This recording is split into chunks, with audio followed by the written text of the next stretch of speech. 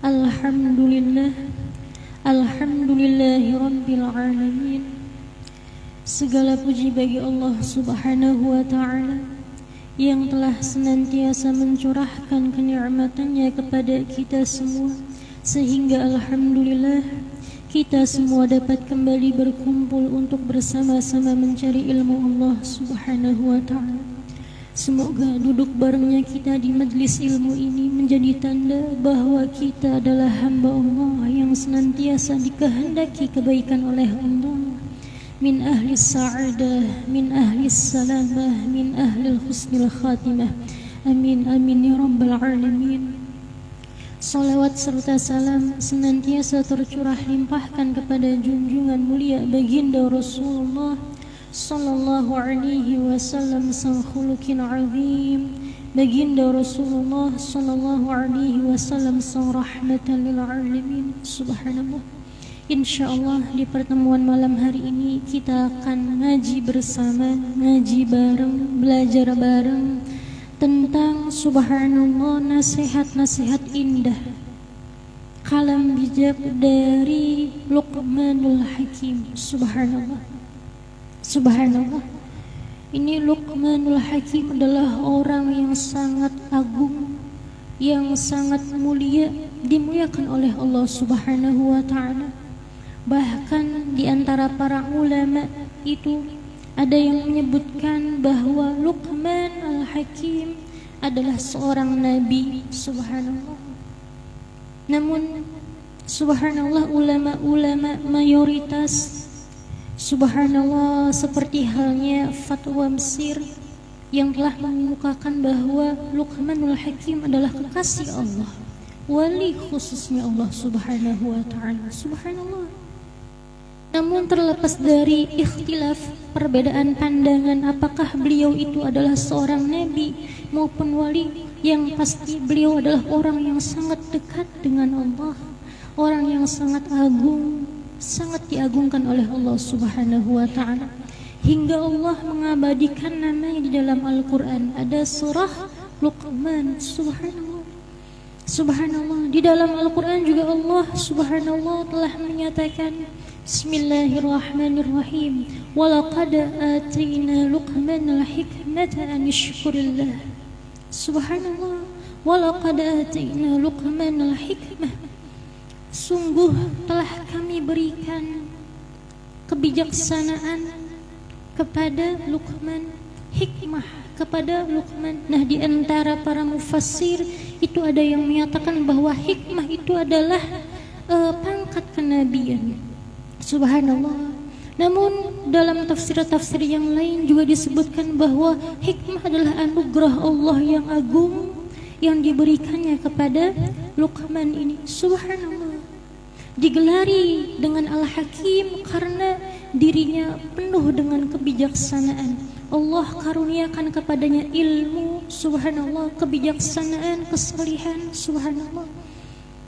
Luqman ini Mbak Pondok, subhanallah, kalau kita ngaji ya kitab Hikamul Hukama'i wal Falasifah, ini karya Buya Husain Muhammad, insyaallah kita akan mengkaji kebijaksanaan Luqman al-Hakim ini dari kitabnya Buya Husain Muhammad yang berjudul Hikamul Hukama'i wal Falasifah. Subhanallah. Disebutkan di sini subhanallah, Luqmanul Hakim itu nama aslinya Luqman bin Ya'ur. Subhanallah. Luqman bin Ya'ur. Subhanallah. Disebutkan bahwa subhanallah beliau adalah ibnu ukhti Ayyub alaihi salam, artinya putra dari saudara perempuannya Nabi Ayyub alaihi salam. Jadi ponakannya Nabi Ayyub alaihi salam dari sisi ibu. Subhanallah. Beliau hidup di zaman baginda Nabiullah Daud alaihi salam. Kalau dalam kitab Hikamul Hukama'i wal Falasifah ini disebutkan bahwa beliau hidup 10 tahun setelah baginda Nabiullah Daud alaihi salam. Jadi hidupnya Luqman al-Hakim ini di era Nabiullah Daud alaihissalam hingga Nabiullah Yunus alaihissalam. Subhanallah. Masya Allah, Masya Allah.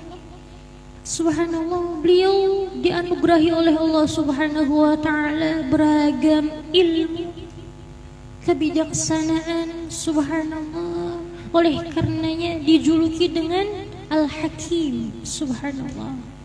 Masya Allah, Masya Allah. Kata-katanya penuh mengandung hikmah. Maka kita populernya dengan sebutan Luqman Al-Hakim seperti ini. Insya Allah di pertemuan malam hari ini kita akan membahas wasaya Luqman Al-Hakim. Jadi kebijaksanaan dari Luqman Al-Hakim ini, pesan-pesan indah, nasihat indah dari Luqman Al-Hakim ini. Subhanallah. Telah disebutkan tadi di awal bahwa dalam Al-Quran telah dinyatakan walaqad atina Luqman al-hikmah. Sungguh telah kami berikan kepada Luqman itu al-hikmah, kebijaksanaan. Ini tafsirnya banyak, ada yang menyatakan kenabian, ada yang menyatakan ilmu laduni. Subhanallah, ada yang menyatakan kema'rifatan dan lain sebagainya. Subhanallah. Kita langsung saja, subhanallah, di nasihat bijak pertamanya. Subhanallah. Ya bunayya, wahai anakku, ini diantara nasihat-nasihat indah, kebijaksanaan, ilmu-ilmu yang telah Luqman Al-Hakim ini ajarkan kepada putranya. Subhanallah. Ya bunayya, wahai anakku, alika bis sabri, hendaklah kamu bersabar, wal yaqini, mantapkanlah hatimu, wa mujahadati nafsik, dan bersungguh-sungguhlah kamu menahan hawa nafsu. Subhanallah. Semoga kita semua mendapatkan barokah dari nasihat mulia Luqman Al-Hakim ini. Subhanallah. Jika Allah berkehendak ini, subhanallah, beliau hidup jauh sebelum era baginda Nabiullah Muhammad SAW. Tapi yang mengabadikannya adalah apa?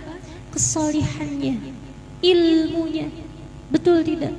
Jasad boleh hangus, boleh hancur, ditelan oleh masa, tapi ilmu, adab, kesalihan itu akan senantiasa hidup hingga akhir zaman. Subhanallah. Buktinya sekarang ini kita yang hidup di zaman sekarang, subhanallah, umat baginda Muhammad SAW, subhanallah, kita tahu, mendengar kebijaksanaan dari seorang Luqman Al-Hakim ini. Ini barokahnya ilmu, barokahnya kesalihan. Subhanallah. Masya Allah, Masya Allah. Maka ini motivasi bagi para pelajar, bagi para santri. Subhanallah, agar apa? Agar senantiasa bersemangat ketika belajar mencari ilmu, berlandaskan karena Allah Ta'ala.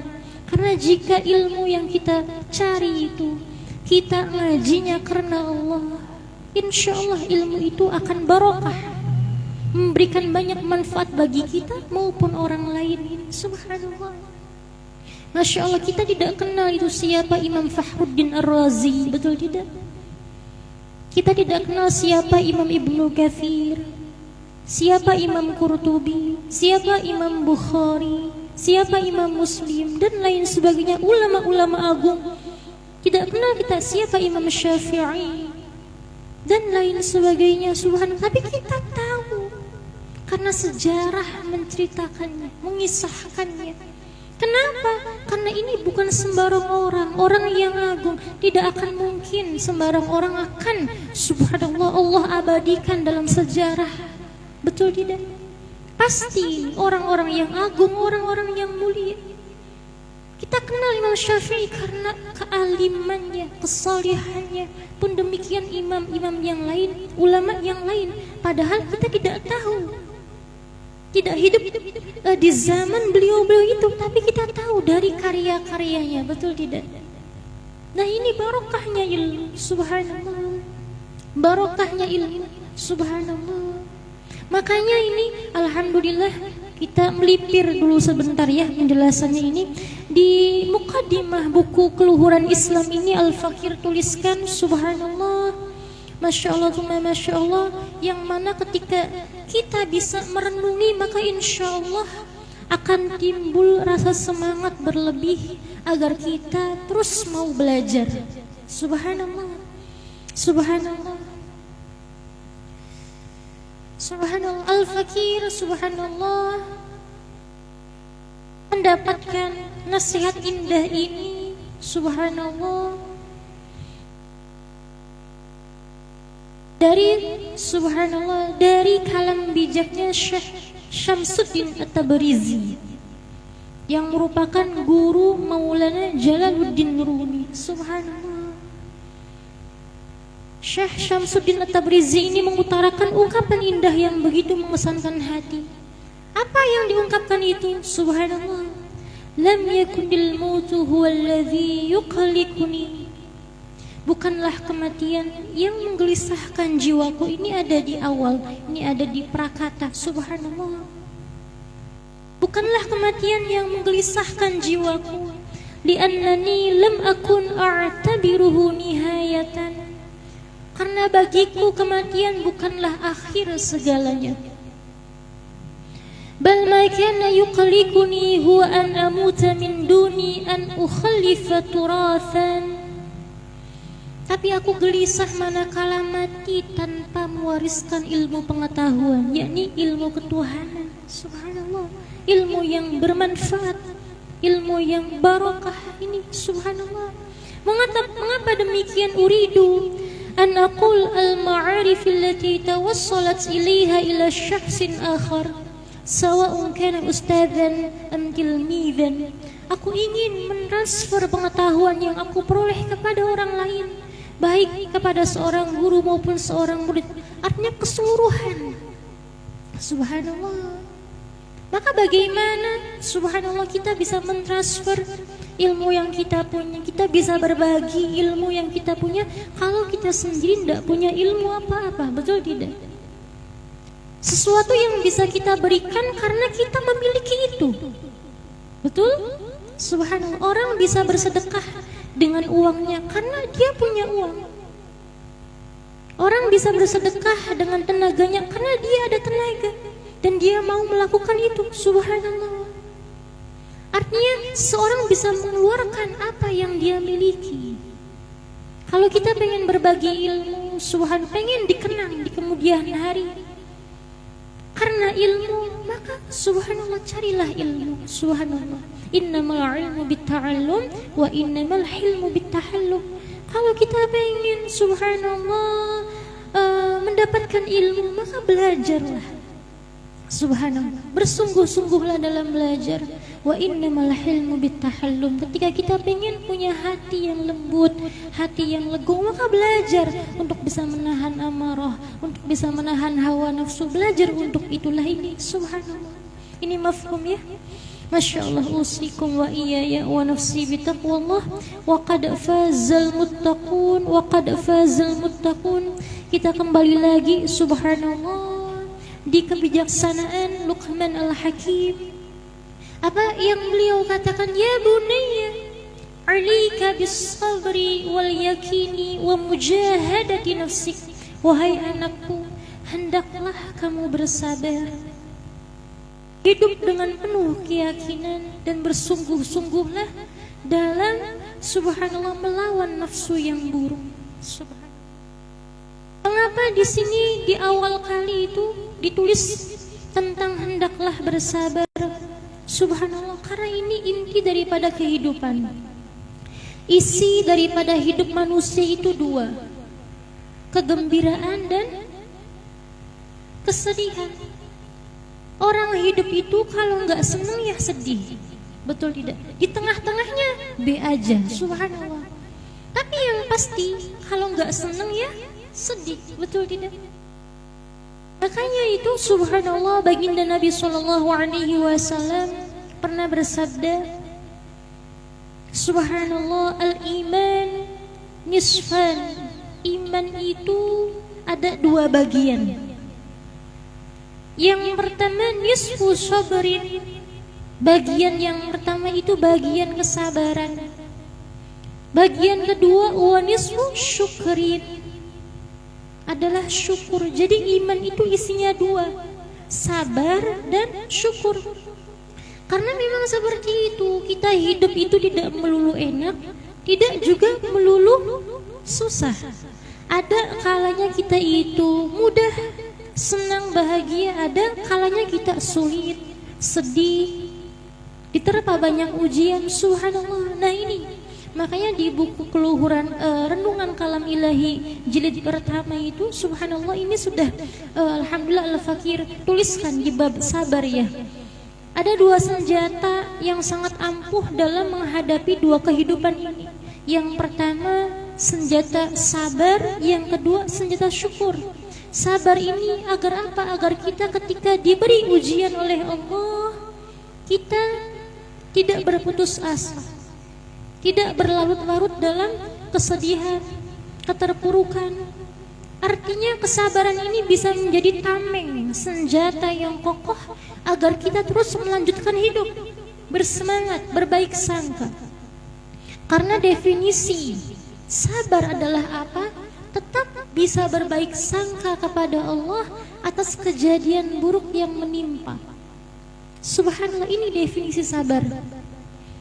Ketika kita sedang Allah uji apapun itu, subhanallah, yang menjadikan kita itu sulit, susah, subhanallah, tapi kita berusaha untuk tetap baik sangka. Ya Allah, Engkau pasti memiliki hikmah yang besar. Ma khalaqta hadza batila, ya Allah, tiada yang Engkau ciptakan itu sia-sia. Mesti ini, subhanallah. Maka dari situ akan timbul kesabaran sehingga kita kuat menghadapi subhanallah terpaan beragam ujian yang ada. Ataupun ketika kita subhanallah mendapatkan kenikmatan yang besar, kita sedang berbahagia mendapatkan kemudahan, maka subhanallah ini harus ditamengi dengan senjata syukur. Agar apa? Tidak lupa diri, tidak berbangga diri, tidak menyombongkan diri sehingga merendahkan orang yang menurut kita di bawah kita kedudukannya. Dan kemudian agar nikmat yang Allah beri ini menjadikan dia tambah dekat lagi dengan Allah, bukan tambah jauh. Ini makna syukur. Karena definisi syukur yang sejati adalah apa? Bisa menggunakan apa yang Allah beri untuk ibadah ini. Subhanallah, definisi syukur yang sejati itu bukan hanya sekedar kita mengucapkan alhamdulillah, bukan hanya itu. Lisannya mengatakan alhamdulillah, hatinya mengakui bahwa kenikmatan ini datangnya dari Allah, kebahagiaan ini dikirimkan oleh Allah. Kemudian anggota badannya apa? Bisa menggunakan kenikmatan itu dengan sebaik mungkin. Subhanallah. Artinya apa yang Allah beri bukan untuk kemaksiatan. Diberi rezeki yang berlebih, rezeki yang berlebihnya untuk bisa kita mensyukuri nikmat Allah. Dengan apa? Dengan kita bisa berbagi kepada yang lainnya, umpama membantu fuqara wal masakin ataupun lain sebagainya. Paham ya di sini ya? Nah di situ. Oleh karena ini, subhanallah, Luqman al-Hakim memberikan nasihat, ya bunayya, wahai anakku, alika bis sabri, hendaklah kamu bersabar. Yang mana ketika orang bisa bersabar, itu sabarnya dari siapa? Dari Allah. Di dalam Al-Quran Allah subhanahu wa ta'ala menyebutkan wasbir wa ma sabruka illa billah. Surah An-Nahl itu, wasbir wa ma sabruka illa billah, bersabarlah. Dan ketika kamu bisa bersabar, wa ma sabruka illa billah, kesabaranmu itu datangnya dari Allah, merupakan pertolongan dari Allah. Subhanallah. Maka ini juga menjadi renungan bagi diri kita. Ketika Allah sedang uji diri kita, umpama subhanallah, kita merasa kita sudah bersabar, subhanallah, alhamdulillah, gak apa-apa. Tapi kita harus bisa bersyukur terlebih dahulu Allah yang memberikan kesabaran itu. Karena jangan sampai kita seperti orang yang disebutkan oleh Sahibul Hikam, Imam Ibnu Athaillah Sakandari. Beliau mengatakan, orang yang mengaku, orang yang merasa dirinya tawadhu adalah orang yang sombong. Karena orang yang tawadhu tidak akan merasa dirinya tawadhu. Subhanallah. Masya Allah, Masya Allah. Subhanallah. Di dalam kitab Hikam juga disebutkan ibadah yang sangat berpotensi diterima oleh Allah adalah ibadah yang kita anggap itu kecil dalam pandangan kita. Kecil dalam pandangan kita itu bukan kita meremehkan, bukan kita menggampangkan, bukan ya. Tapi ibadahnya itu kita tidak anggap besar. Artinya bahwa ketika kita bisa berzikir, mengaji, bersedekah, beristiqomah dalam ibadah lainnya, kita subhanallah menyadari bahwa ini datangnya dari Allah. Ini kesalihan, hidayah dari Allah, bukan dari diri kita. Kalau yang maksud Imam Ibnu Athaillah ini ibadah ini dianggap besar, yang ibadah ini diakui oleh kita. Paham tidak? Makanya Sahibul Hikam menyatakan la tufrih qata'ah li'annaha barazat minka wafrah biha li'annaha barazat minallahi ilaik. Janganlah engkau berbahagia lantaran engkau bisa mengerjakan amalan ini dan itu, tapi berbahagialah karena Allah. Karena Allah yang telah mengkaruniakan amalan ini dan itu kepadamu. Seperti itu. Ini mafhumnya. Jadi ketika orang ditimpa ujian, dia merasa bisa bersabar, syukur dulu kepada Allah. Karena dia tidak akan mungkin bisa bersabar kalau bukan karena hidayah Allah. Ataupun orang diberikan nikmat yang agung, dia bersyukur kepada Allah.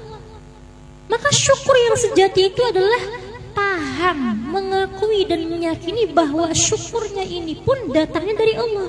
Makanya subhanallah, Nabiullah Daud alaihi salam pernah matur kepada Allah, ya Allah, bagaimana caranya aku bisa bersyukur kepadamu? Seperti itu.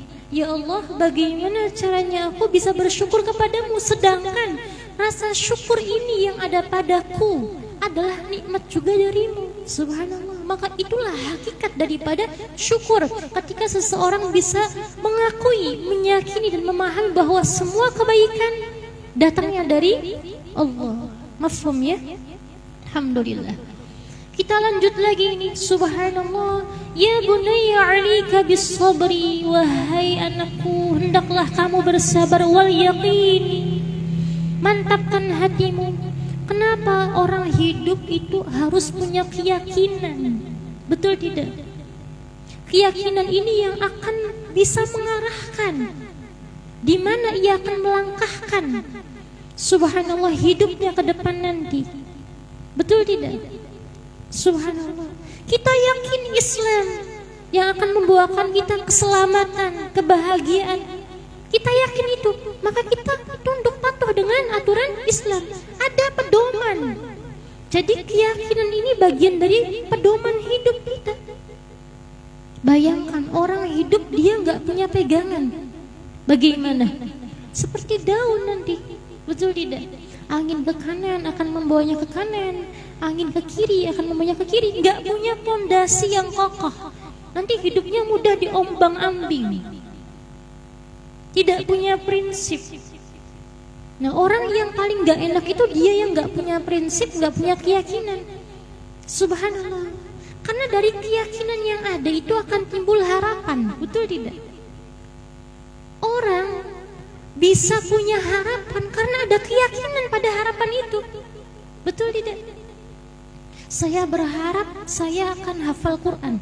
Kenapa? Ada keyakinan bahwa orang yang hafal Quran orang yang mulia, dimuliakan oleh Allah. Betul tidak?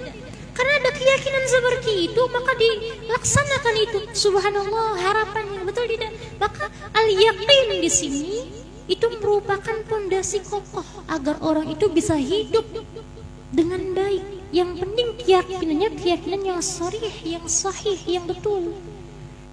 Karena dari keyakinan ini akan timbul harapan-harapan baru, yang mana harapan ini akan menjadikan motivasi, semangat hidup seseorang. Orang hidup gak punya harapan itu gak enak. Orang hidup gak punya cita-cita itu bingung hidupnya mau dibawa kemana. Betul tidak? Sumpah arahnya gak tahu akan dibawa kemana. Kenapa? Dia gak tahu cita-citanya apa, kepengenannya apa. Lah kepengenan ini, harapan-harapan ini itu muncul dari keyakinan. Oh saya kepingin menjadi dokter. Harapannya seperti itu. Karena keyakinan dokter merupakan profesi yang mulia, membantu orang lain. Dengan izin Allah, Allah yang menyembuhkan, tapi wasilahnya dokter ini. Betul tidak? Lah itu subhanallah. Maka Masya Allah tuh Masya Allah, ini nasihat ya simpel, tapi kalau kita renungi subhanallah bobot semua, daging semua isinya. Oleh karena itu beliau dijuluki Al-Hakim, Luqman yang penuh dengan kebijaksanaan, penuh dengan ilmu. Masya Allah. Kemudian apalagi, ya bunayya 'alaika bis-sabri wal yakini, wahai anakku hendaklah kamu bersabar, hidup dengan keyakinan, wa mujahadati nafsik, dan bersungguh-sungguhlah melawan nafsumu. Kenapa? Sabar dan keyakinan ini tidak akan bisa terkendali, tidak akan bisa terkontrol kalau nafsunya tidak terkendali atau terkontrol. Subhanallah, betul tidak? Orang bisa sabar karena bisa mengendalikan nafsunya, amarahnya. Betul? Orang bisa punya keyakinan karena juga bisa mengendalikan nafsunya itu. Subhanallah, mau dibawa kemana ini? Lah ini. Maka ini bisabri wal yaqini wa mujahadat nafsik, ini pondasi semuanya. Subhanallah. Masya Allah, Masya Allah. Kenapa di sini Luqman Al-Hakim menyatakan bisabri terlebih dahulu, kesabaran terlebih dahulu yang didahulukan daripada syukur? Kenapa? Agar orang itu mawas diri, lebih hati-hati. Kenapa? Karena selanjutnya disebutkan wa'lam anna sabra, ketahuilah sungguhnya sabar itu fihi mengandung asyarafu, kemuliaan, mengandung kemuliaan. Subhanallah, beragam kemuliaan ada pada kesabaran. Subhanallah.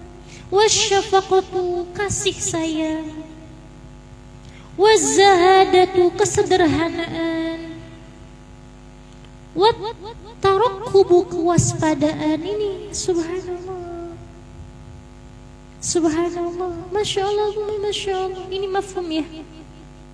Subhanallah, usikum wa iyaya wa nafsi bitaqwallah, wa qad fazal muttaqun, wa qad fazal muttaqun. Subhanallah, ini saya perlengkap terlebih dahulu. Subhanallah, dengan keterangan yang ada di renungan kalam ilahi jilid 1 ya. Subhanallah.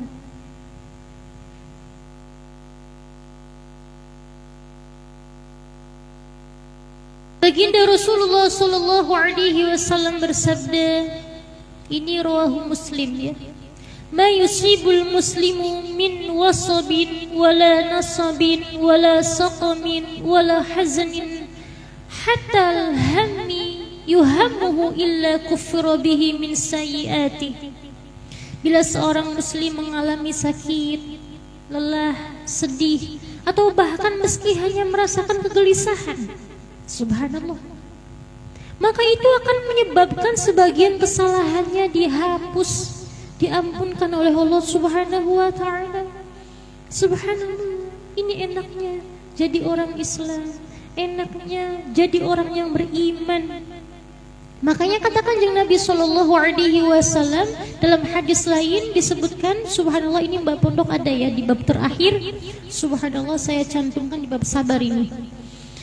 Baginda Rasul sallallahu alaihi wasallam bersabda, ajaban li amril mu'mini, inna amrahu kullahu lahu khairun, laysa dzalika li ahadin illa lil mu'min. Sungguh menakjubkan keadaan orang yang beriman. Mengapa demikian? Semua persoalannya itu baik baginya. Hal tersebut tidak akan didapatkan seseorang kecuali yang beriman. in asabathu sarra'u syakara fakanat khairan lahu wa in asabathu dharra'u sabara fakanat khairan lahu. Jika ia mengalami kebahagiaan, yakni kemudahan dalam hidup, lalu bersyukur sehingga ini baik baginya, ia meraih kemuliaan syukur di sisi Allah Subhanahu wa ta'ala.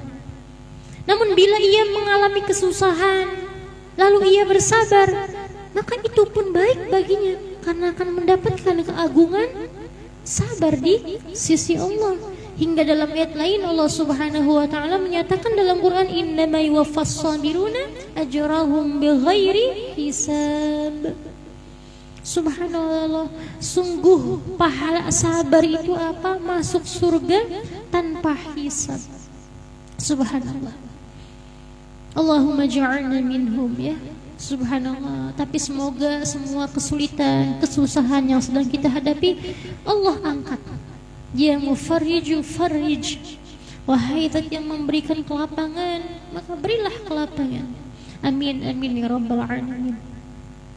Kemudian subhanallah, nasihatnya apalagi ini, kita lanjut ya di nasihat berikutnya. Ya bunayya, wahai anakku, alika bil khairi, hendaklah kamu berbuat baik, hendaklah kamu berada dalam kebaikan. Wahdari syarra, dan hindarilah keburukan. Fa innal khaira yutfi'u syarra, sungguh kebaikan itu memadamkan keburukan. Makanya dalam ayat Al-Quran disebutkan innal hasanati yudhibnas sayyiat. Innal hasanati yudhibnas sayyiat, sungguhnya kebaikan itu menghapus keburukan. Subhanallah. Kemudian apalagi nasihatnya, ya bunayya, wahai anakku, kadzaba man qala inna syarra bisyarri yutfa'u. Telah bohong orang yang mengatakan sungguhnya keburukan itu harus dipadamkan dengan keburukan pula. Tidak tepat orang yang mengatakan keburukan itu harus dibalas dengan keburukan pula. Subhanallah. Karena ada yang berpandangan seperti ini, kamu buruk sama saya buruk sama kamu. Subhanallah. Ini kata Kanjeng Nabi SAW. Kalau dalam hadis lain itu disebutkan ada yang namanya immi'ah. Immi'ah itu apa? Kata Kanjeng Nabi, la takunu immi'atan, janganlah kamu itu bersifat immi'ah. Immi'ah itu apa ya? In ahsanan nasu ahsanna, kalau orang baik sama saya baik sama dia. Tapi kalau dia zalim sama saya pun akan berikan kezaliman kepada dia. Jadi seperti daun. Daun itu angin ke kanan ya ikut ke kanan, betul tidak? Angin ke kiri ikut ke kiri, nggak punya pendirian, itu immi'ah. Lah, kata Kanjeng Nabi itu dikritik sekali, jangan memiliki sifat yang seperti itu. Kamu baik sama saya baik sama kamu. Kamu jahat sama saya pun bisa jahat sama kamu. Ma'adzallah. Masya Allah, Masya Allah. Yang terbaik adalah apa? Subhanallah. Meskipun ada ya di dalam Al-Quran itu ada subhanallah ayat yang menjelaskan seperti ini. Apa itu di akhir surah An-Nahl itu ya? Yang ayatnya itu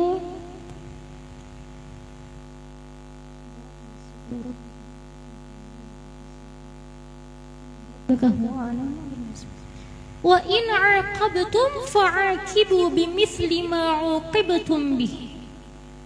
Wa in 'aqabtum fa'aqibu bimithli ma 'uqibtum bih.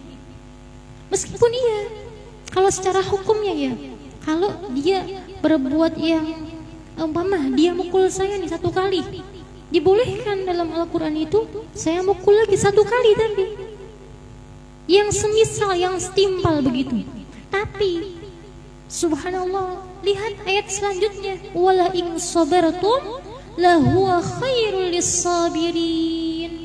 Tapi ketika kamu bisa sabar atas keburukannya, itu lebih baik lagi, sangat baik lagi bagi dirimu itu. Subhanallah. Artinya di sini tetap Allah menganjurkan sekali, mengistimewakan orang yang mau membalas keburukan dengan kebaikan. Subhanallah. Kalau bisa memaafkan, kamu bisa bersabar, maka itu lebih mulia, lebih agung. Subhanallah. Masya Allah, Masya Allah. Subhanallah. Usikum wa iyaya wa nafsi bitaqwallah wa qad fazal muttaqun wa qad fazal muttaqun. Saya itu teringat ya, subhanallah, ini bisa kita subhanallah ambil tuh, bisa kita sekedar sebagai cerita guyon belaka, subhanallah, tapi itu menjadikan pemahaman seperti ini. Dulu itu subhanallah ada yang bertanya kepada Walid itu, subhanallah, subhanallah, Kang Kaji, subhanallah, umpama kulo dalu niku tilem niku katah nyamuk, subhanallah. Ketika malam tidur itu banyak nyamuk, subhanallah. Maka kulit saya ini ya digigit nyamuk. Ya kan Mbak ya? Subhanallah, kalau mboten sovelan nggih. Digigit nyamuk, subhanallah. Lah, ketika digigit nyamuk, subhanallah, nyamuk itu saya tempak Kang Kaji. Saya dosa tidak seperti itu. Subhanallah. Masya Allah, Masya Allah. Terus beliau, saya ingat sekali membacakan ayat ini, wa in aqabtum fa'aqibu bimithli ma uqibtum bi. Subhanallah. Yang penting kalau nyamuk ini satu, umpama ya satu, subhanallah, sudah gigit kita, mengambil darah kita, subhanallah, kita tepak umpama satu ya, tapi jangan sampai yang gigit satu tepaki kabeh, pak. Ini nih yang subhanallah, masya Allah, masya Allah, subhanallah. Makanya beliau itu menyarankan kalau lagi banyak nyamuk, umpama kalau memang ini nyamuknya tidak membahayakan, artinya kan dulu ada ya nyamuk Aedes aegypti apa gitu, subhanallah. Kalau nyamuknya biasa, mesti mending pakai subhanallah, atau pakai autan, terserah pakai apa sih namanya, hembody ya, iya autan, subhanallah, di tubuh kita umpama. Kenapa? Jadi itu melindungi dari gigitan nyamuk yang datang kepada kita. Tapi kalau kita kan ada semprotan itu loh Mbak, semprotan umpama yang semprot ruangan, tapi buat mematikan nyamuk lah, itu kan belum tentu nyamuk itu digigit kita, sudah zalim dulu, seperti itu. Nah ini kata Walid seperti itu, masya Allah, subhanallah. Ibu paham banget nih. Iya maksudnya sih luwih ngati-ngati niku mending nenggekang oleh seteng badan niku, subhanallah. Jadi kan melindungi dari gigitan nyamuk yang akan gigit kita. Tapi kalau belum apa-apa sudah disemprot, subhanallah. Lah ini kan kita nggak tahu katanya. Ini kata Walid ya, saya hanya menceritakan dulu. Kita kan nggak tahu ini nyamuk yang kena semprot bakalan gigit atau tidak. Jangan-jangan hanya sekedar mampir saja. Lah ini takutnya. Ini saking hati-hatinya beliau ketika menyebutkan ayat wa in aqabtum fa'aqibu bimithli ma uqibtum bi. Tapi kalau kita memaafkan nyamuk itu, masyaallah, wala in sabartum lahu khairul lisabirin. Ya Allah, amrah hisab dikurangi, bisa tepak pengen apa. Subhanallah. Padahal wis lemu banget nih, nyokoti dagingnya, nyokoti getihnya wis warak banget, subhanallah. Masya Allah, subhanallah. Ini mafhum ya. Kita kembali lagi ke ayat ini, ke kalam bijak dari Luqman Al-Hakim ini. Subhanallah. Ya bunayya kadzaba man qala inna asy-syarra bisyarri yutafau. Wahai anakku, subhanallah, tidak tepat atau telah berbohong orang yang mengatakan keburukan harus dipadamkan dengan keburukan. Kenapa? Fa in kana shadiqan, karena jika itu benar, falyuqid naran ila janibin narin, maka coba nyalakan api di samping api. Nyalakan api di samping api. Api itu akan padam ataukah nambah? Subhanallah, nambah besar apinya. Nambah besar. Falyanzur fi fi'lin, maka tengoklah. Jika ketika ada orang yang beranggapan keburukan akan dibinasakan oleh keburukan, maka coba kita nyalakan api di samping api. Apakah api itu akan mati atau justru bertambah besar? Maka falyanzur fi fa'lin hal yutfi'uha, apakah bisa memadamkannya? Enggak. Betul tidak? Tapi walakin asyarra la yutfi'uhu illa al-khair. Akan tetapi keburukan itu tidak akan bisa dipadamkan kecuali hanya dengan kebaikan. Artinya hanya kebaikan yang bisa memadamkan betul keburukan itu. Kama yutfi'ul ma'un nara, sebagaimana air memadamkan api. Kita pengen memadamkan api ini, subhanallah. Dengan api lagi ya tidak bisa, akan bertambah besar justru apinya. Tapi ketika kita memadamkannya dengan air, maka api ini akan bisa padam. Air ini ibaratnya apa? Kebaikan-kebaikan. Seperti itu. Ini mafhum ya. Alhamdulillah. Usikum wa iyaya wa nafsi bitaqullah wa qad fazal muttaqun wa qad fazal muttaqun. Kemudian nasihat indah berikutnya, ya bunayya, wahai anakku, aktsir zikrallahi azza wa jalla. Banyak-banyaklah mengingat Allah subhanahu wa ta'ala. Banyak-banyaklah mengingat Allah subhanahu wa ta'ala. Fa inna allaha dzakirun man dzakarahu.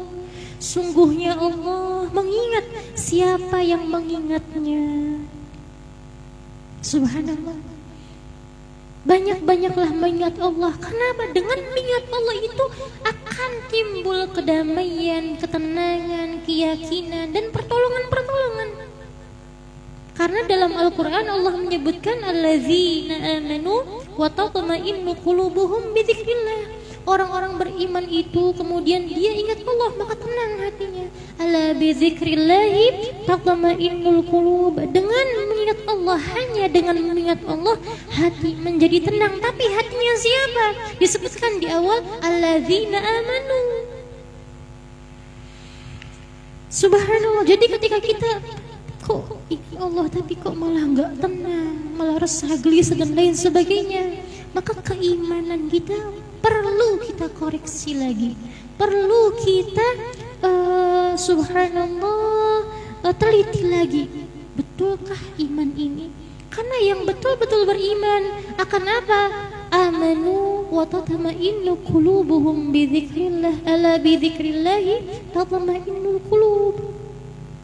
Dengan mengingat Allah hati menjadi tenang. Bagaimana tidak? Allah yang menciptakan langit dan bumi, Dia yang mengatur segalanya. Wa huwa ala kulli syai'in qadir. Dia maha kuasa. Subhanallah. Masya Allah, Masya Allah. Subhanallah. Masya Allah, Masya Allah. Tidak akan datang keburukan melainkan itu izin Allah. Tidak akan datang kebaikan melainkan itu izin Allah. Semuanya berada pada kuasa Allah, tahta masyiatillah.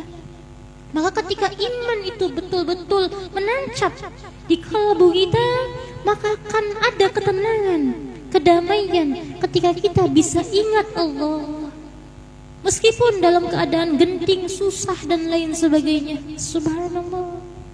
Masya Allah, Masya Allah. Subhanallah. La haula wa la quwata illa billah. Dan di ayat lain itu subhanallah penting sekali untuk bisa mengingat Allah. Kenapa? Di ayat lain Allah menyebutkan wala takunu kalladzina nasullaha fa ansahum anfusahum ulaika humul fasiqun. Al-Hasyr. Subhanallah ayat 19. Janganlah kamu seperti orang-orang yang subhanallah melupakan Allah. Ketika orang-orang itu melupakan Allah, maka Allah akan menjadikan dia lupa dengan dirinya sendiri. Subhanallah. Artinya apa? Tidak diperdulikan lagi oleh Allah. Dan ingat, cara terjitu setan menjerumuskan manusia adalah apa? Dengan menjadikan dia lupa dari Tuhannya. Istahwadha alaihimus syaitanu fa'ansahum dzikrallah. Istahwadha alaihimus syaitanu fa'ansahum dzikrallah. Jadi pertama kali yang digencarkan oleh setan ketika menggoda Bani Adam itu apa? Agar dia lupa Allah dulu. Ketika dia sudah lupa Allah, seperti bola nanti yang ada di tangan anak-anak, mau dilempar kemana bisa semuanya, betul tidak? Orang kalau sudah lupa Allah, ada nikmat, dia nggak bisa syukur, lupa kepada Allah. Ada ujian, dia nggak bisa sabar, lupa kepada Allah, betul tidak? Dia akan mudah melanggar, subhanallah, aturan-aturan yang dilarang oleh Allah Subhanahu wa ta'ala. Kenapa? Tidak ingat dosa, tidak ingat ganjaran atas segala perbuatan. Subhanallah, Masya Allah, Masya Allah. Padahal thumma la tus'alunna yawma idzin 'anil na'im. Subhanallah, yang perlu kita ingat. Makanya Luqman Al-Hakim menyatakan, aktsir zikrallahi azza wa jal, banyak-banyaklah ingat Allah, banyak-banyaklah ingat Allah. Dari kita mengingat Allah ini akan ada ketenangan, kedamaian. Subhanallah. Pengen lebih detailnya Mbak Pondok, baca itu buku, subhanallah, sudah saya cantumkan kenikmatan termahal di Renungan Kalam Ilahi jilid 2 ada itu.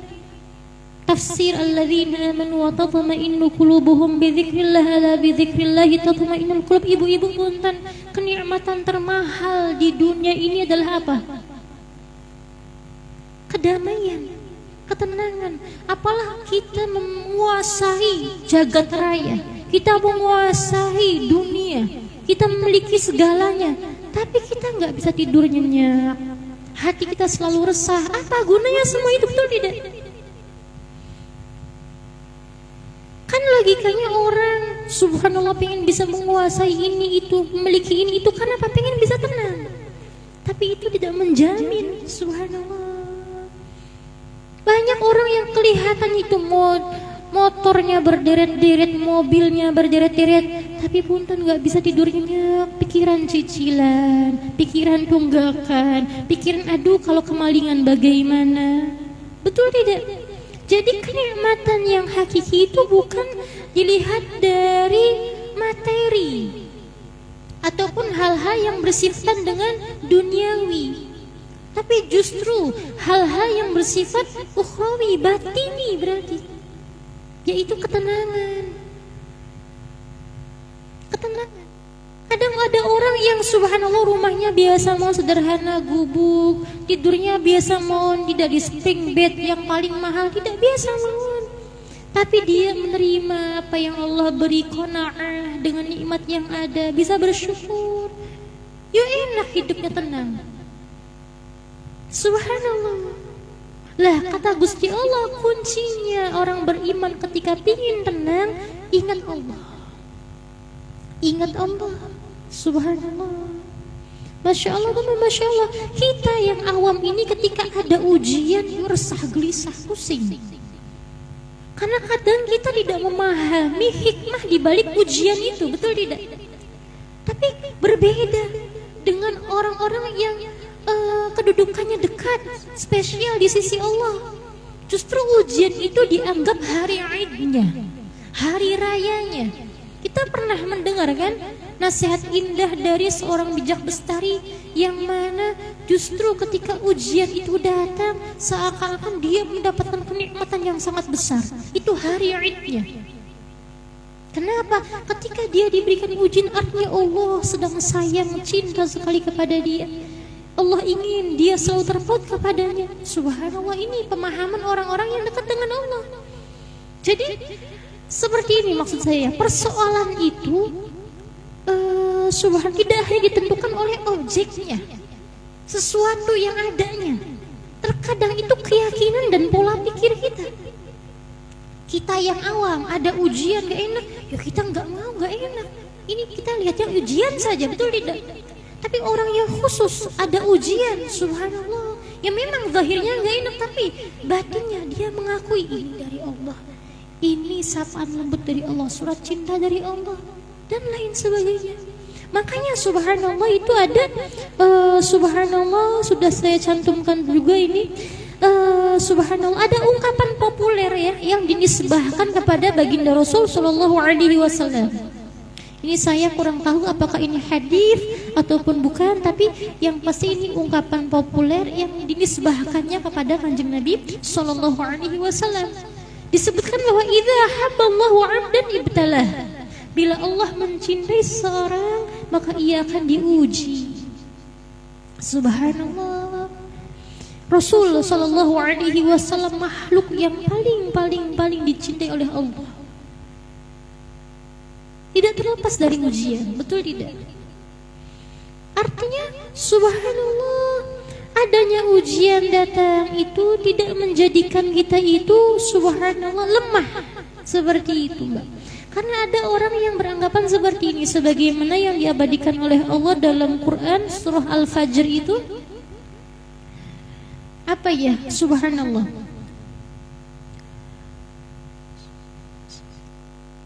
Al-insanu idza mabtalahu rabbuhu fa-akramahu wa na'amahu fa-yaqulu rabbi akraman. Wa amma idza mabtalahu faqadara 'alaihi rizqahu fa-yaqulu rabbi ahanan. Orang-orang yang licik, orang-orang yang enggak mengerti Allah subhanahu wa ta'ala itu beranggapan kalau dia sedang jaya, mulia, kaya, oh Allah sayang nih kepada saya. Tapi ketika dia sedang puntan, kesulitan, mendapatkan banyak kesempitan, kesedihan, dia kira ini Allah sedang benci kepada saya. Lah itu patokannya, cara berpikirnya orang gak mengenal Allah. Seperti itu. Kalau seperti itu nanti kepada Rasulullah seperti apa? Kanjeng Nabi orang yang paling Allah cintai, betul tidak? Tapi Allah memujinya subhanallah luar biasa. Kalau hanya patokannya seperti itu, berarti apakah Allah gak cinta kepada Rasul? Mafhum tidak ini? Lah ini. Jadi kemuliaan tidak dijamin dari sisi zahir atau sisi keduniawian saja. Mafhum tidak ini? Nah seperti itu. Kembali lagi kita kepada nasihat bijak Luqman Al-Hakim. Ya bunayya akthira dzikrallahi azza wa jal. Perbanyaklah mengingat Allah. Fa inna Allah dzakirun man dzakarahu. Allah mengingat siapa yang mengingatnya. Subhanallah. Allah mengingat siapa yang mengingatnya. Artinya ini bukan berarti ketika ada orang yang lupa kepada Allah, Allah lupa kepadanya. Bukan seperti itu ya. Tidak seperti itu. Artinya dzakirun man dzakarahu, Allah ingat untuk selalu memberikan kebaikan kepada orang yang selalu ingat kepadanya. Ini subhanallah. Mafhum ya? Makanya di ayat lain Allah menyatakan inna rahmatallahi qaribun minal muhsinin. Ini bisa kita tafsirkan dari subhana ini. Subhana inna rahmatallahi qaribun minal muhsinin. Sungguhnya welas asih Allah, rahmat Allah, pertolongan Allah, kebaikan-kebaikan Allah itu dekat kepada orang yang muhsinin, orang yang senantiasa mengistiqomahkan diri dalam kebaikan, dalam perbuatan baik, orang yang kebaikannya sudah menjadi watak ini. Nah, fa innallaha dzakirun man dzakara. Allah mengingat siapa orang yang mengingatnya, kebaikan-kebaikan Allah, pertolongan Allah, anugerah Allah akan tepat datang kepada siapa yang memang pantas mendapatkannya. Ini subhanallah. Mafhum ya? Alhamdulillah. Kemudian lanjut lagi, subhanallah. Ya bunayya, wahai anakku, ati'illah, taatilah Allah. Fa inna man ata'a Allah kafahu ma ahammahu wa 'asamahu min khalqihi. Wahai anakku, taatilah Allah, karena sesungguhnya orang yang taat kepada Allah, maka Allah akan hilangkan kafahu ma ahammahu wa 'asamahu min khalqihi, akan dicukupkan, artinya akan disudahi duka nestapanya. Wa'asamahu min khalqihi, Allah akan melindunginya dari makhluk-makhluknya. Subhanallah. Kalau kita jeli ini dari kalimat ini, ya bunayya, wahai anakku, ati'illah, taatilah Allah. Coba kita renungkan bareng ya Mbak Pondok ya. Ilmu itu perlu kita renungi, tafakkuri. At-tafakkur sirajul qalb. Tafakkur itu lentera hati, perenungan itu lentera hati. Siapa orang yang memiliki renungan, dia akan memiliki segala ilmu, segala pelajaran di setiap yang ada. Subhanallah. Ya bunayya, duhai anakku, ati'illaha, taatilah Allah. Fa inna man ata'allaha kafahu ma ahammahu wa 'asamahu min khalqihi. Siapa yang taat kepada Allah, maka Allah akan hilangkan duka nestapanya dan Allah akan melindunginya dari makhluknya, dari keburukan-keburukan makhluknya. Maka di sini artinya siapapun tidak akan terlepas dari ujian, baik orang yang buruk maupun orang yang istimewa, baik yang fasik maupun yang takwa, seluruhnya akan diuji oleh Allah. Bisa kita pahami dari man ata'allah kafahu ma ahammahu wa 'asamahu min khalqihi. Siapa yang taat kepada Allah, Allah akan hilangkan duka nestapanya dan Allah akan melindunginya dari makhluknya. Di sini artinya bahwa subhanallah, siapapun orangnya, selagi dia hidup di dunia, dia akan berpotensi diuji oleh Allah. Bahkan itu adalah orang-orang yang salih, orang-orang yang taat. Subhanallah, Masya Allah, Masya Allah. Makanya ya subhanallah, dalam hadis baginda Nabi Muhammad SAW itu subhanallah disebutkan, la haula wa la quwata illa billah. Ada pertanyaan subhanallah dari seorang sahabat, ya Rasulullah, ayun nasi asyaddu bala'an.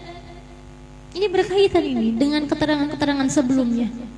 Wahai Rasulullah sallallahu alaihi wasallam, manusia manakah yang paling berat ujiannya? Maka baginda Rasulullah sallallahu alaihi wasallam menjawab, al-anbiya'u, para nabi, tsummal amsalu fal amsal, kemudian yang semisalnya dan semisalnya. Artinya semakin orang itu kedudukannya tinggi di sisi Allah, semakin orang itu kokoh, kuat imannya, jangan harap dia akan terlepas dari ujian. Justru Allah akan mengujinya lebih. Seperti halnya pohonnya. Pohon semakin tinggi itu angin semakin kencang atau semakin gak ada angin? Semakin kencang. Tapi tidak akan menjadikan dia itu rapuh, tetap kokoh. Justru akan menjadikan dia itu lebih kokoh. Pohon umpama semakin tinggi, angin semakin kencang, tapi sebegitu angin kencangnya tetap ngadeg ajeg. Hal itu akan menunjukkan, oh ini hebat, ini luar biasa, ini istimewa. Sebegitu angin kencangnya tetap kokoh. Lah begitu gambaran orang-orang yang dipilih oleh Allah Subhanahu wa ta'ala. Subhanallah. Fayubtala ar-rajulu ala hasabi dinih. Seseorang akan diuji sesuai dengan kondisi agamanya. Seseorang akan diuji dengan sesuai dengan kondisi agamanya. Fa in kana dinuhu sulban ishtadda bala'uhu. Apabila agamanya begitu kuat, maka semakin berat pula ujiannya. Wa in kana fi dinihi riqqatun ubtiliya ala hasabi dinihi. Apabila agamanya lemah, maka ia akan diuji sesuai dengan kualitas agamanya. Subhanallah. Masya Allah, Masya Allah. Jika seperti itu ada pertanyaan, ya wislah nokumil, beliau soleh temen, beliau takwa temen. Oh biasaan baiklah, ambil ujiannya juga aja abot-abot. Subhanallah. Ini belum lengkap penjelasannya ibu-ibu. Jangan kita salah paham dulu dengan hadis baginda sallallahu alaihi wasallam. Enggak usah soleh banget lah, enggak usah takwa banget lah. Kalau semakin takwa semakin soleh, ujian semakin berat. Tidak seperti itu.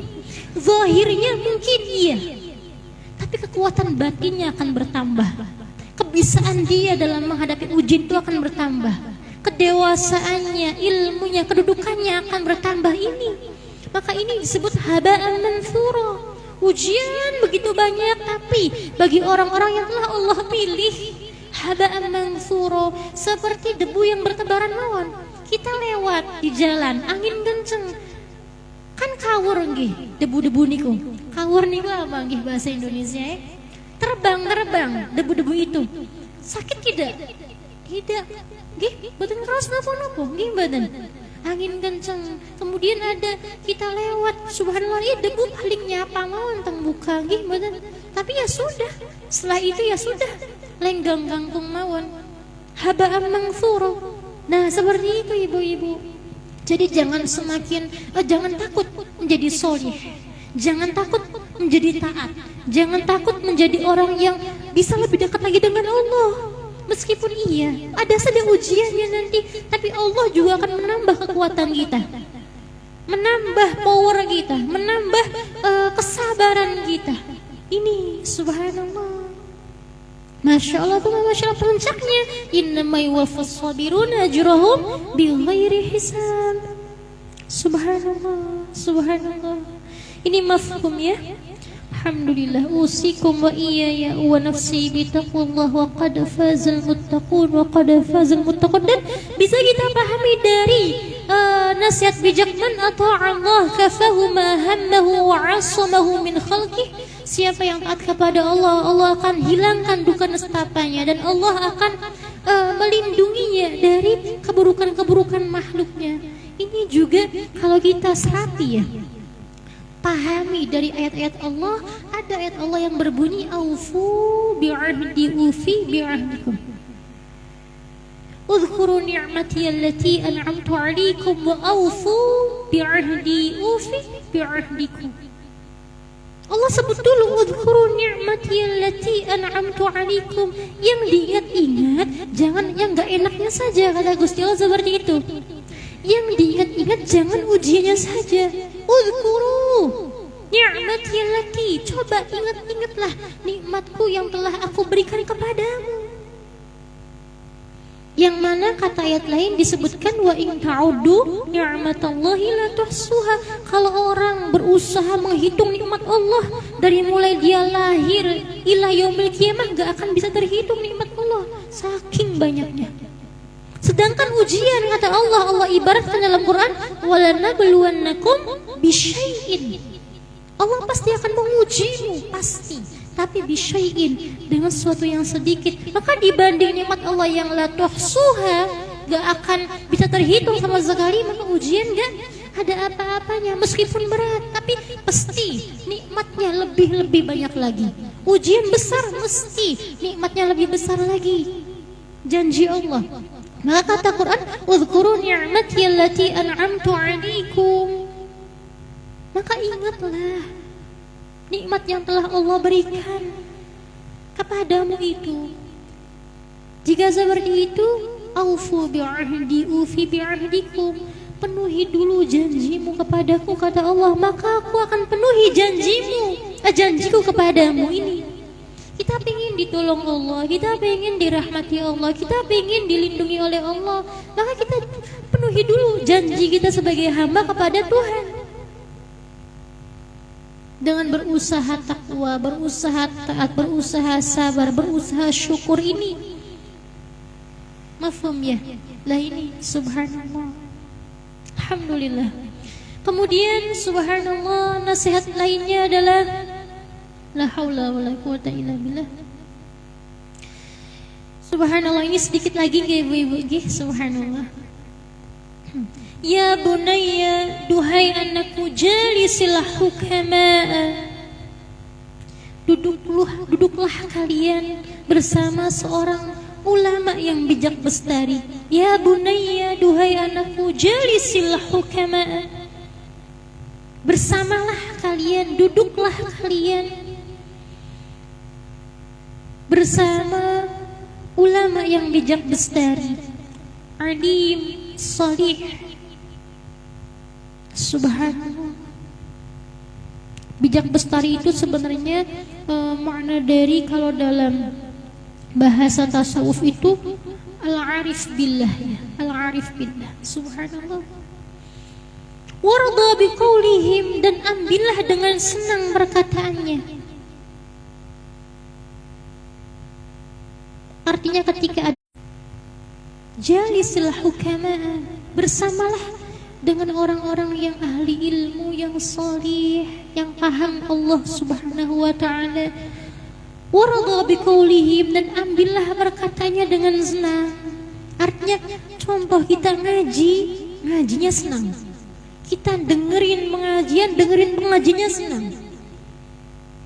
Subhanallah, kita berkumpul dengan kumpulan yang baik, orang-orang soleh, insya Allah kita senang. Waradha biqaulihim.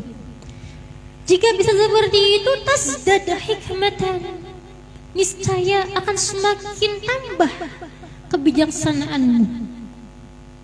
Subhanallah, ini manfaat dari duduk barengnya kita, bersama kita dengan orang alim yang paham Allah, yang bijak lestari. Allahumma ja'alna minhum. Semoga Allah pertemukan kita dengan orang yang seperti itu dan bisa menuntun kita semua. Amin amin ya rabbal alamin. Ketika ada nasihat, maka warda biqaulihim, ambillah dengan senang, dengan penuh keridhaan, dengan penuh semangat.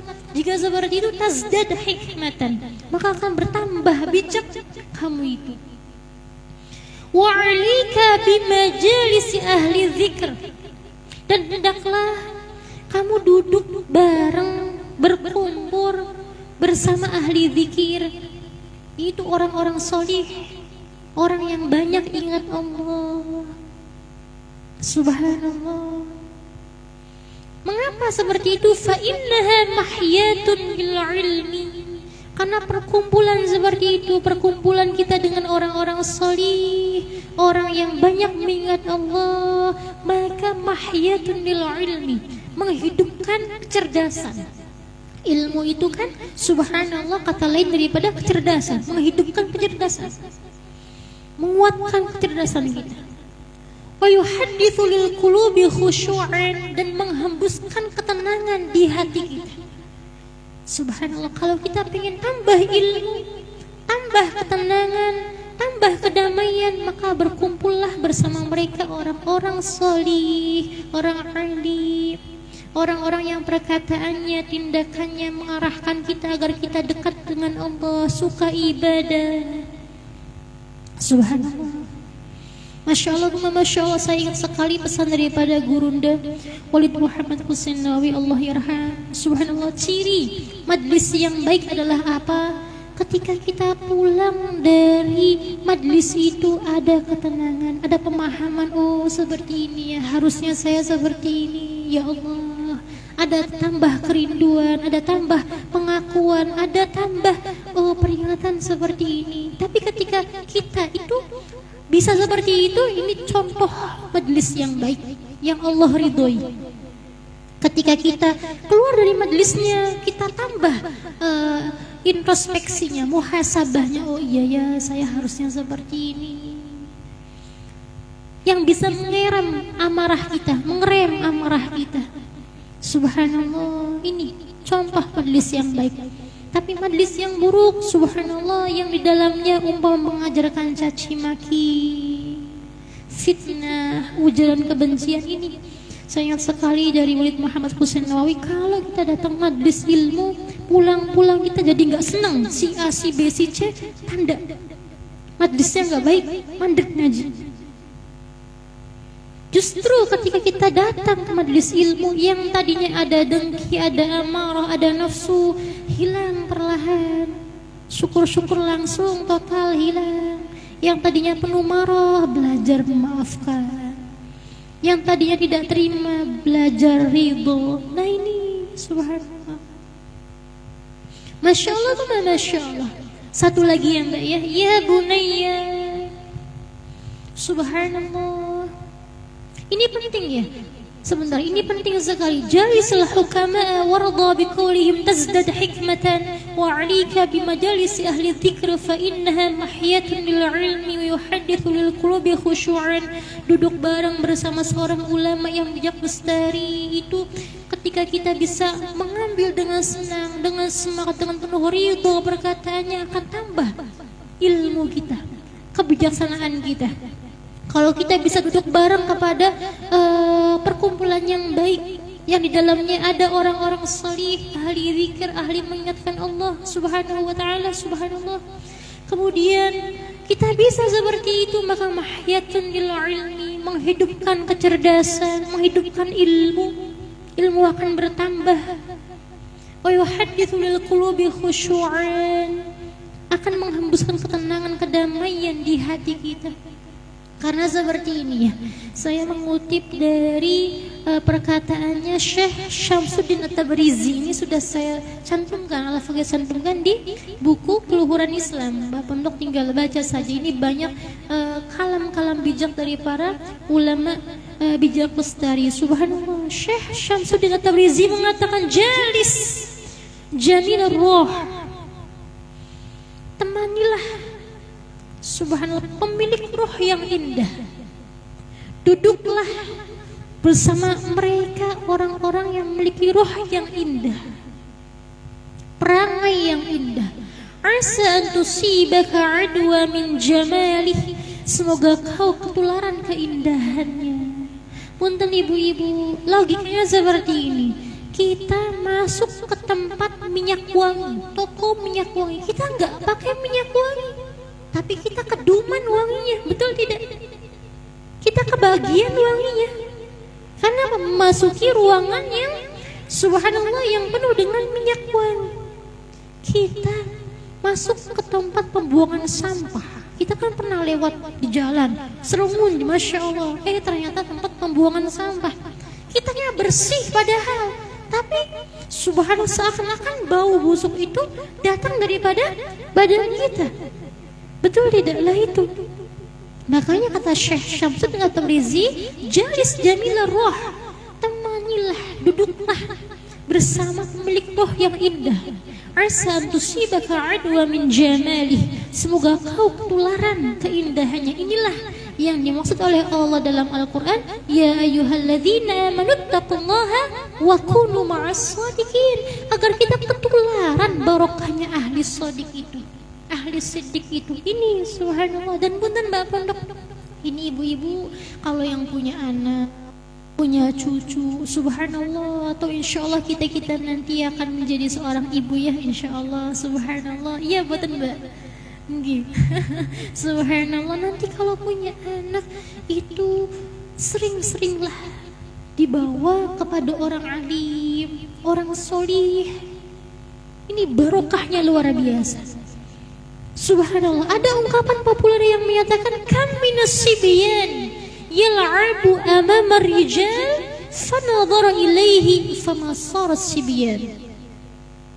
Kam minas sibyan, betapa banyak anak kecil yal'abu amama rijal, bermain di depan orang solih, bermain-main di depan orang solih. Fanadhara ilaihi, orang solihnya memandang anak kecil itu, maka famasara sibyan, maka anak kecil itu tidak lagi menjadi anak kecil, artinya akan menjadi orang besar, orang yang penuh berkah, orang yang berilmu. Ini subhanallah. Maka punten, ada kebiasaan sunnahnya itu, ada ketika ada bayi baru lahir kita bawa ke ulama, minta di tahnik itu loh, tapi dari orang-orang solih. Kenapa? Agar dipandang mendapatkan barokahnya orang soleh. Subhanallah, kata subhanallah seorang bijak bestari, Hermes, ini para nabi, ini nabi. Hermes itu nama lain daripada baginda Nabiullah Idris. Subhanallah, nama Qur'annya itu Nabi Idris. Subhanallah, nama lainnya itu Hermes. Subhanallah. Beliau mengatakan seperti ini, cintailah orang solih, cintailah orang solih, cintailah kekasih Allah. Jika seperti itu, maka kamu akan dicintai oleh orang solih itu, akan dicintai oleh kekasih Allah itu. Jika demikian, namamu ada di hati orang solih itu, namamu ada di hati kekasih Allah itu. Ketika namamu ada di hati orang salih, ada di hati walinya Allah, maka Allah akan memandangmu dengan pandangan cintanya. Barokahnya orang salih itu, barokahnya wali Allah itu. Subhanallah, masya Allah, masya Allah. Maka ini sudah terjadi di zaman Nabi Shallallahu Alaihi Wasallam. Ini menguatkannya. Penjelasan ini akan menguatkan insya Allah. Ada seorang badui yang mengatakan, ya Rasulullah, kapan kiamat? Para sahabat lagi nangis-nangisnya itu. Kanjeng Nabi lagi menceritakan tentang kedahsyatan hari kiamat. Kanjeng Nabi lagi mengisahkan tentang bahwa segala amal akan dibalas sesuai dengan amalannya masing-masing. Subhanallah, semua sahabat lagi nangis. Ada seorang badui yang nyeletuk, ya Rasulullah, emang kapan kiamat itu? Maka kata Kanjeng Nabi Sallallahu Alaihi Wasallam, kamu tanya kiamat, emang bekalmu apa untuk menghadapi kiamat itu? Dikatakan, ya Rasulullah, aku tidak punya bekal apa-apa.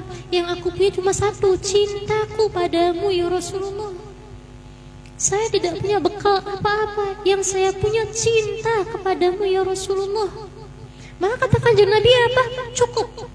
Cintamu akan menyelamatkanmu. Subhanallah. Maka di sini anta ma'a man ahbabta. Kamu akan dikumpulkan bersama orang yang kamu cintai. Maka ketika kamu cintanya dengan orang solih, dengan kekasih Allah, insya Allah kekatut-katut barokahnya orang solih wali Allah kepelu-pelu.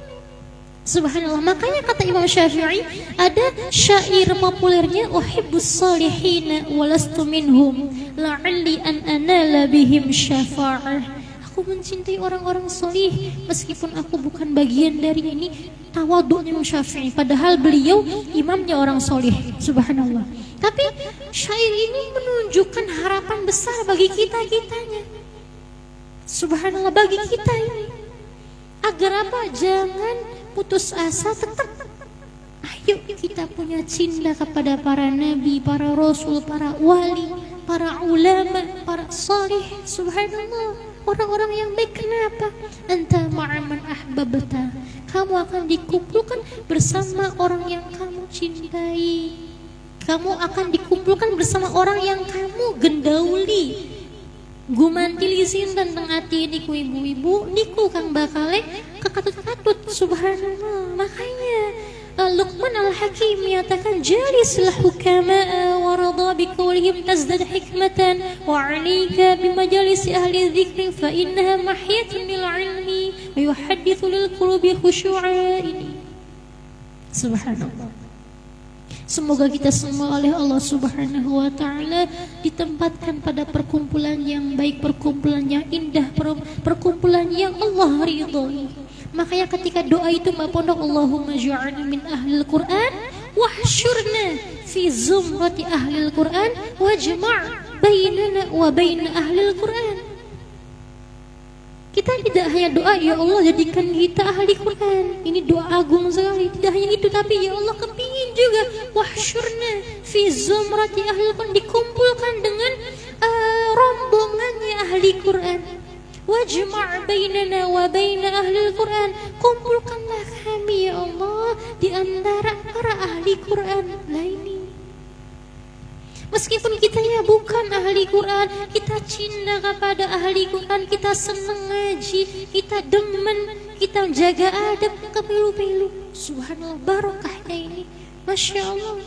Subhanallah. Maka ini kam minas sibyan yal'abu amama rijal fanadhara ilaihi famasara sibyan. Betapa banyak anak kecil bermain-main di depan orang solih. Ketika orang solih memandang anak itu, maka yang kecil itu tidak menjadi anak kecil, dia akan menjadi orang besar, orang yang bermanfaat. Subhanallah. Allahumma ja'alna minhum bizini.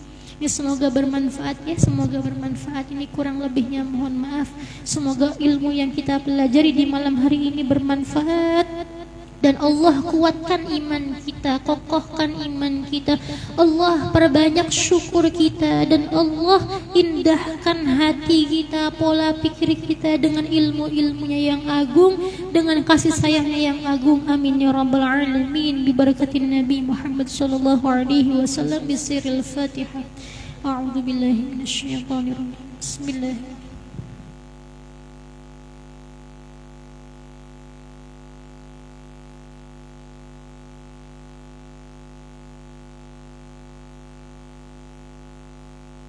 Wabillahi taufiq. Assalamualaikum warahmatullahi wabarakatuh.